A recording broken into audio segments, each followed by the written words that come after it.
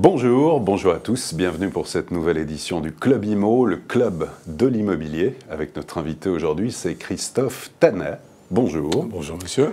Vous êtes le président de l'UNIS, l'Union nationale des syndicats de l'immobilier, qui regroupe en fait l'ensemble des métiers, des administrateurs de biens aux agents, en passant par les syndics de copropriété.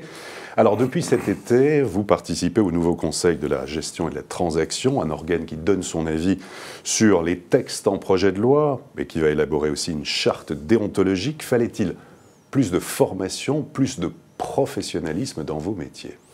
C'était une demande déjà initiale de nos métiers et de notre syndicat, puisque les États généraux en 2011, qui avaient réuni la FNAIM et l'UNIS, avaient fait cette proposition qui nous semble majeure.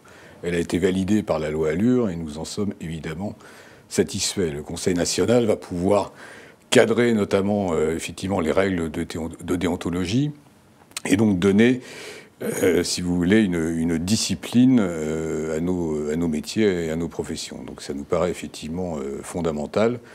L'UNIS y est représenté au sein de 2 sièges sur 7 accordés aux professionnels. Alors, parmi les premières mesures qui sont entrées en vigueur à la rentrée, notamment un premier décret a été passé, les mesures qui concernent le plafonnement des honoraires de location pour les locataires, qu'en pensez-vous ? Alors, ce plafonnement a été négocié entre les organisations syndicales, les associations de consommateurs, au sein du CNTGI. Il a été validé à l'unanimité par le CNTGI.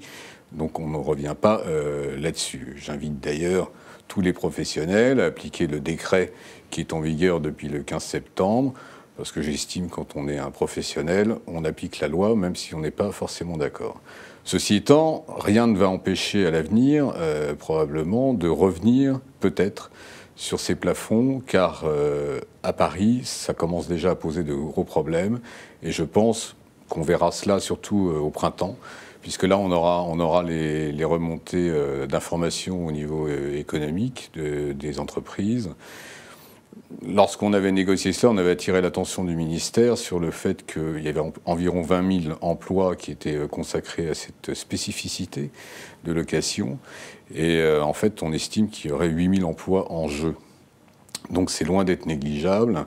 Et il faut attendre, évidemment, il faut qu'on ait un peu de recul pour voir ce qui va se passer. Mais vous tirez la sonnette d'alarme, c'est-à-dire on peut penser que c'est du pouvoir d'achat supplémentaire en plus, notamment pour les locataires, mais vous dites attention, notamment pour les entreprises de l'immobilier, ça pose problème, notamment en matière d'emploi. Il y a vraiment urgence, quitte à arrêter, à revenir sur ce décret. Quitte à revenir, on le verra, là c'est encore un peu tôt. Sur le principe, si vous voulez, j'estime déjà que ce n'est pas très normal qu'on demande à soit une catégorie de professionnels, soit à une catégorie de citoyens, je pense notamment aux bailleurs, parce que les agences, elles ne vont pas se percevoir du locataire, elles vont pouvoir le répercuter sur le bailleur avec leur accord.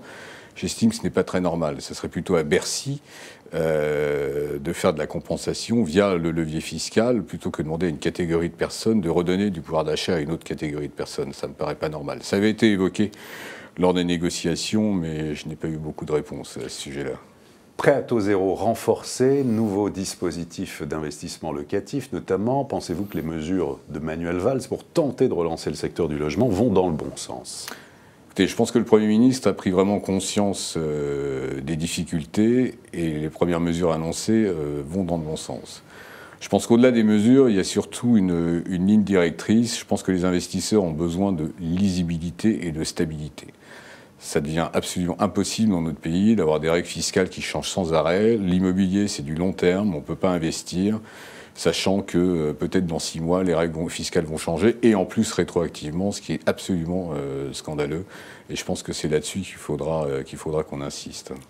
Sur le marché de l'immobilier, vous qui êtes un observateur attentif, comment évoluent les prix, les transactions, quels sont vos repères à vous ? Alors, il faut bien discerner la région parisienne de la province. En province, le marché ne fonctionne pas bien. Beaucoup d'agences immobilières ferment, sont en difficulté, donc ça pose de gros problèmes. Les prix plus que l'an dernier. Plus que l'an dernier. À Paris, le marché se tient, mais en France, on a tendance un petit peu à oublier, notamment les pouvoirs publics, que Paris, ce n'est pas seulement la capitale de la France, c'est une capitale mondiale. Et donc essayer de légiférer sur des prix, alors que peut-être, si vous faisiez un sondage à l'échelle du monde, peut-être que 300 millions de personnes voudraient habiter à Paris. Tout le monde rêve d'habiter au Champ de Mars ou Place des Vosges. Et c'est vraiment difficile, effectivement. Paris est une petite ville, mais c'est une des 3 capitales mondiales avec Londres et New York au niveau de la culture et au niveau de l'attraction. Donc ça me paraît difficile de légiférer là-dessus.